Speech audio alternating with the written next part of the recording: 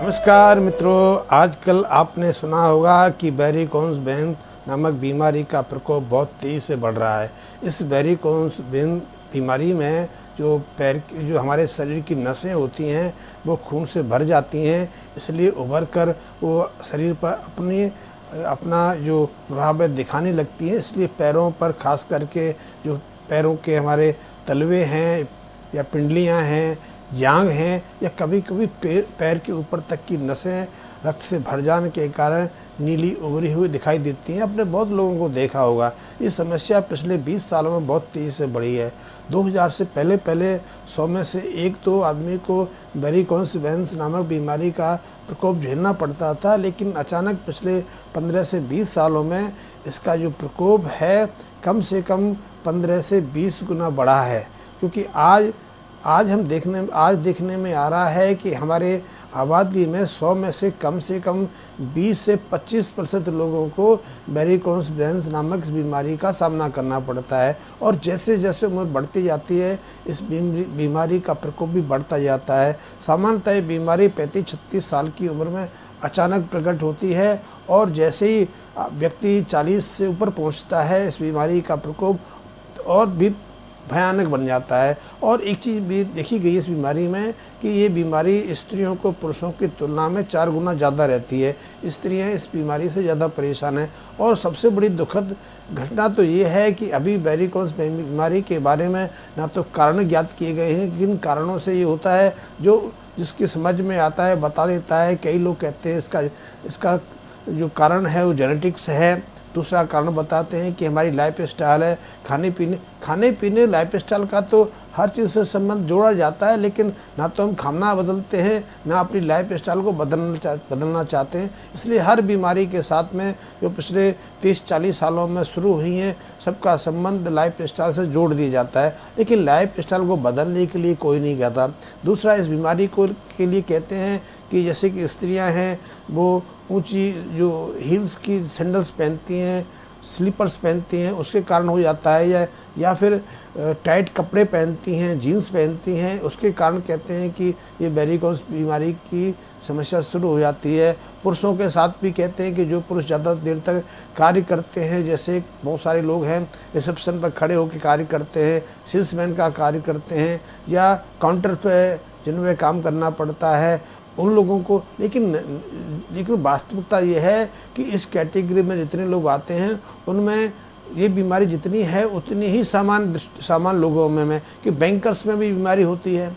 Bankers के अलावा दूसरे जो जॉब करते हैं और उनमें भी बीमारी इतनी देखी जाती है। लेकिन इस बीमारी के साथ में कुछ कारण हैं जिनके बारे में आपको बाद में बताऊंगा, लेकिन मैं बताना चाहता हूं कि इस बीमारी का इलाज अभी तक कोई नहीं है। यदि हम किसी डॉक्टर से कंसल्ट करते हैं शुरू में तो 2-3 साल तक 4 साल तक इस बीमारी को गंभीरता से लेते ही नहीं, क्योंकि इस बीमारी के शुरू में प्रकट होने से किसी तरह की दिक्कत नहीं आती। हाँ, निश्चित है कि कुछ नीली नसें पैरों पर उभरी दिखाई अवश्य पड़ती हैं। फिर 3-4 साल के बाद या ये बीमारी गंभीर हो जाती तब शिकायत आती है कि व्यक्ति थोड़ी समय से थकने लगता है, उसको कमजोरी महसूस होने लगती है, कभी कभी उसको सांस फूलने की समस्या आ जाती है, या फिर रात्रि को जब वो सोता है तो पैरों में थकावट रहती है, घबराहट सी रहती है, बेचैनी सी हो जाती है। इसलिए वो या तो कहता है उसको दबा दें, कोई दवा दे, उस पर वजन रख ले, या फिर वो हाथ पैर मार के नींद की दवाइयाँ लेके सोने का प्रयास करता है। और यदि किसी डॉक्टर से सलाह ली जाए कि इस बीमारी का इलाज के लिए, तो डॉक्टर तो हमेशा तैयार रहते हैं, चाहे उन्हें कोई बताए या ना बताए, या उनके समझ में कोई आए या ना जाए, वो दवाइयाँ भी देंगे, आपको सलाह भी देंगे, बहुत सारे टेस्ट भी आपको करा देंगे, लेकिन उसका कोई समाधान नहीं निकलता। क्योंकि सामान्यतः इस बीमारी के लिए या तो खून को पतला करने की दवाइयाँ दी जाती हैं, या फिर खून ना जमे एंटीकोगुलेंट मेडिसिन दी जाती हैं, कभी कभी ब्लड प्रेशर घटाने की मेडिसिन भी दी जाती है, लेकिन उनका कोई ज़्यादा प्रभाव नहीं होता। शुरू में लगता है कि इससे कोई प्रभाव हो रहा है, लेकिन अंततः समस्या जो कि तो रहती है। और जैसे जैसे समस्या बढ़ती जाती है रोगी की समस्याएं भी बढ़ती जाती हैं, कई तरह की जटिलताएं भी आ जाती हैं। जैसे यदि किसी को वेरिकोन्स बीमारी है और उसको कुछ चोट लग जाए, कोई जख्म आ जाए पैरों में, तो वो ठीक नहीं होता, वो घाव भरता जाता है। घाव भरने के कारण, बढ़ने के कारण उसमें इन्फेक्शन हो जाता है, तो इन्फेक्शन के कारण शरीर में उस स्थान में सूजन आ जाती है। फिर यहाँ खून का संचय बना रहता है, वहाँ एक्जिमा की समस्या भी शुरू हो जाती है। फिर इसके बाद बवासीर की भी समस्या शुरू हो जाती है। और यहाँ तक देखने में आया है कि जिन लोगों को वेरिकोज बीमारी होती है उनमें हार्ट की बीमारी भी ज़्यादा रहती है, उनके जो फेफड़ों में भी रक्त संचय की समस्या ज़्यादा रहती है, उनका डाइजेशन ठीक नहीं रहता, कॉन्स्टिपेशन हो जाती है, पाइल्स की समस्या आ जाती है। फिर उस बीमारियों का सिलसिला शुरू हो जाता है। लेकिन निश्चित रूप से इस बीमारी का कोई इलाज अभी तक जो मॉडर्न मेडिकल साइंस में नहीं है। डॉक्टर बड़ी बड़ी डिग्रियाँ ले आते हैं, विदेशों से डिग्री ले आते हैं और वो दवाइयाँ अवश्य देते हैं। दवाइयाँ महंगे से महंगे आपको देंगे, लेकिन कोई समाधान नहीं है। आजकल तो इसके लिए खून को बाहर चूसने का इलाज भी किया जाता है। कई जो कार्डियोवैस्कुलर सर्जन्स हैं वो सब सर्जरी भी कर देते हैं। सर्जरी के भी कई टेक्निक आ गई हैं, वैस्कुलर थेरापी भी इसकी होती है, लेकिन अल्टीमेटली समस्या का कोई समाधान नहीं है। हाँ, यदि आप वेरिकोज बीमारी, मेंस नामक बीमारी से निजात पाना चाहते हैं तो सहज साधारण से उपाय करके देखिए, आपको निश्चित रूप से फ़ायदा होगा और 15 से 20 दिन के अंदर अंदर आप अनुभव करेंगे कि आपकी समस्या समाप्त हो रही है। तो उसके लिए करना क्या है? करना ये है कि आप पहले तो जो आंवला होता है, यदि आपको सर्दियों का मौसम है, आंवला जो ताज़ा रूप में उपलब्ध है तो आप दो आंवले रोज़ सेवन करना शुरू कर दिए, या आंवले का जूस निकाल के शहद के साथ खाली पेट प्रातःकाल आंवले का जूस सेवन करिए। यदि आपके क्षेत्र में या आपके जो मौसम ऐसा है कि वहाँ ताज़ा आंवला उपलब्ध नहीं है तो आप सूखा आंवला ले सकते हैं। रात्रि को 3-4 आंवले को पानी में भिगो दें, प्रातःकाल उसका जो छिलका होता है उसको हाथ से मसल के और छान के आप शहद के साथ उस आंवले के जो आपने मिक्सचर तैयार किया उसका सेवन कर सकते हैं। और सुबह नाश्ते में आप फलों का सेवन करेंगे तो बहुत अच्छा है, अन्यथा दही का सेवन कर सकते हैं, दही का भी है। हाँ, आपने ट्रीटमेंट के लिए क्या करना है ये तो मैंने आपको बताया कि आपने खान पीन में क्या करना है। तो आपने जो ट्रीटमेंट के लिए करना है तो योग क्रियाएं इसके लिए बहुत लाभदायक हैं, बहुत उपयोगी भी हैं, बहुत प्रभावी हैं। तो योग के लिए आप साधारणतः एक तो पद्मासन का प्रयोग कर सकते हैं। आप यदि भोजन करते हैं, बैठने का ज़्यादा काम करते हैं, लिखने पढ़ने का ज़्यादा काम करते हैं तो चौकड़ी मार के बैठिए। चौकड़ी मारने से समस्या का समाधान होता है। वैसे डॉक्टर तो कहते हैं, ऑर्थोपेडिक सर्जन कहते हैं चौकड़ी मारने से आपके जोड़ दर्द खराब हो जाते हैं। अब चौकड़ी कोई मारता नहीं, लेकिन फिर भी आज हमारे देश में 30% लोगों के जोड़ जो हैं, घुटने हैं, वो दर्द करते हैं। और उनमें से बहुत सारे लोग तो जो नी जॉइंट रिप्लेसमेंट करने की तैयारी में हैं। तो उन डॉक्टर को पूछो कि जिन्होंने कभी पालती मार के बैठना सीखा ही नहीं, उनके घुटने खराब कैसे हो गए। लेकिन वो बताएंगे, क्योंकि पश्चिमी जो विशेषज्ञ जो कह देते हैं वो हम अंधानुसरण कर से मान लेते हैं, क्योंकि मेडिकल जो साइंस है वो अंधविश्वास साइंस है, वो क्विक थेरापी है। हमें लगता है कि उसके पीछे बहुत विज्ञान है। विज्ञान उसको नहीं कहते जो किसी से सीख के किया जाए, विज्ञान है स्वयं का अनुभव।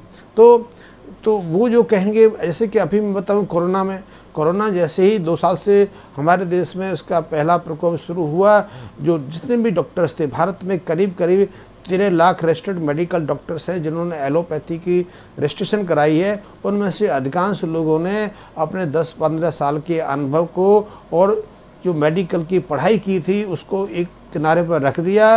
किसी आदमी ने बता दिया कोरोना का ट्रीटमेंट कैसे करना है, क्या पहनना है, कैसे ग्लव्स पहनने हैं, कैसे हाथ मिलाने। और वही डॉक्टर्स, ये बड़े बड़े एक्सपर्ट सिर्फ उसी चीज़ को फॉलो कर रहे हैं, वही मेडिसिन लिखे जा रहे हैं। और कई ऐसी मेडिसिन भी उन्होंने लोगों को अपने मरीजों को खिला दी जो कभी एड्स के लिए तैयार की गई थी। तो आप ये मत कहो कि एक्सपर्ट आपको सही सलाह दे रहा है। एक्सपर्ट सिर्फ वही जानकारी दे रहा है जो उसको ज्ञात है। जैसे आप कोई चीज़ सीख लेते हैं, आपको कोई इलेक्ट्रॉनिक गैजेट खेलना आता है, मुझे नहीं आता, तो उसका मतलब आप उसमें विशेषज्ञ हैं।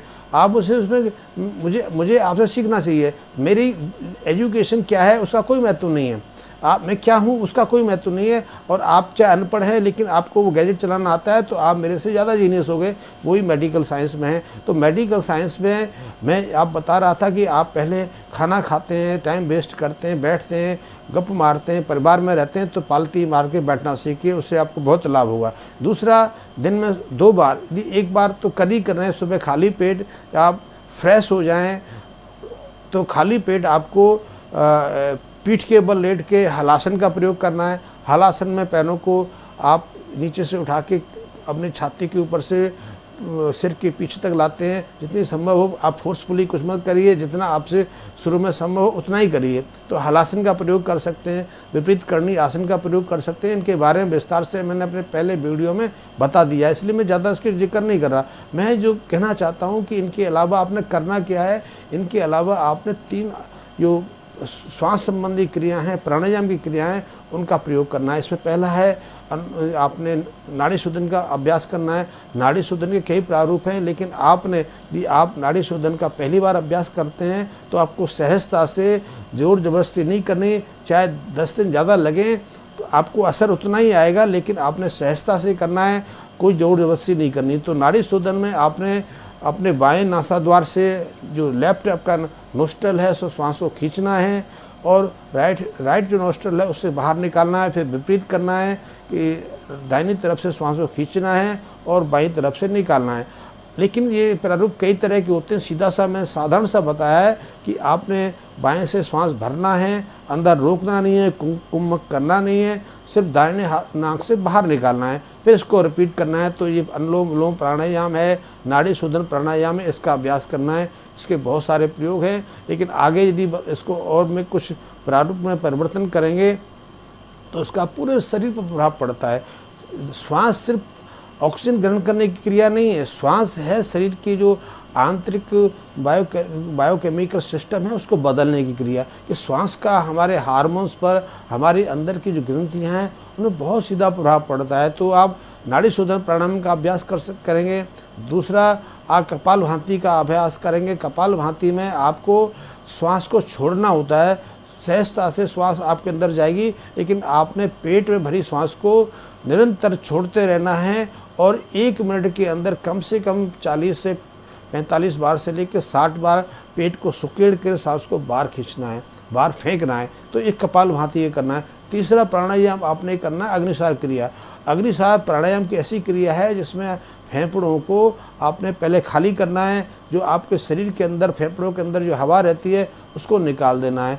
उसके बाद आपने पेट को पीठ की तरफ सिकोड़ कर और झटके से आगे पीछे करना है। कम से कम 1 बार श्वास रोक कर इसको 5 से 6 बार करना है, और इस क्रिया को भी आपने शुरू में कम से कम 6 से 12 बार तक रिपीट करना है। और जैसे जैसे आपका अभ्यास होते जाए इनका प्राणायाम का, इन क्रियाओं का, इनकी आवृत्ति बढ़ाते जाना है, इनका समय अवधि बढ़ाते जाना है, और इनका चमत्कारिक प्रभाव पड़ेगा। मैं आपको बताऊं कि वेरिकोज वेन्स बीमारी के कारण क्या है। कारण है कि हमारे शरीर के अंदर 2 तरह की रक्तवाहिनियाँ होती हैं। एक आर्टरीज होती है, एक दूसरी वेन्स होती है। आर्टरी जो होती है, जो रक्त नलिकाएँ होती हैं, वो हृदय से शुद्ध रक्त को शरीर के हर पोर्शन में पहुंचाने का कार्य करती हैं। और जब वहाँ रक्त काम आ जाता है, उपयोग हो जाता है, तो वहाँ कुछ व्यर्थ पदार्थ भी पैदा होते हैं, कार्बन डाइऑक्साइड भी पैदा होती है। उस सब को इकट्ठा करके खून वापस फेफड़ों की तरफ या हृदय की तरफ वापस आता है, तो वो वापस लाने का कार्य वेन्स करती हैं। और वेन्स के और आर्टरीज के अंदर एक फ़र्क रहता है।